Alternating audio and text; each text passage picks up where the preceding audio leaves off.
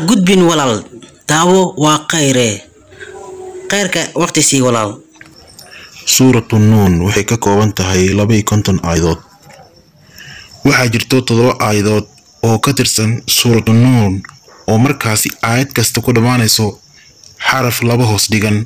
waxaa jiro 6 aayadood kale oo ka tirsan suuratu nuun oo aayadu ku dhamaanayso xaraf laba godan. aayadahaas mid ka mid ah dhegeysi haboon. فاصبر لحكم ربك ولا تكن كصاحب الحوت إذ نادى وهو مكذوم يقول معناه. waxaa jirto aayad ka mid ah suuratu nuur oo xarafka ugu dambeeyo ku dhamaanayo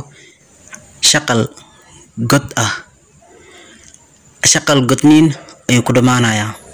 waxaa jirto 34 aayadood oo ka tirsan suuratu nuun aayad kastaba ku dhamaanayso xaraf kordhigan.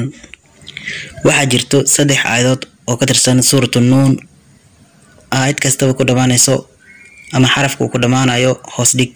mid ka mid ah aayadaha waxaa ka mid ah sanasimuhu cala alkhurtuum. walaal khayr alla ku siiye kanaal ayaa leeyahay magaciisu waa Isha Aqoonta Channel. walaal booqo like saar comment ka bixi igu dhiirigeli casharo ayaan soo dhigaa. waad mahadsantahay walaal.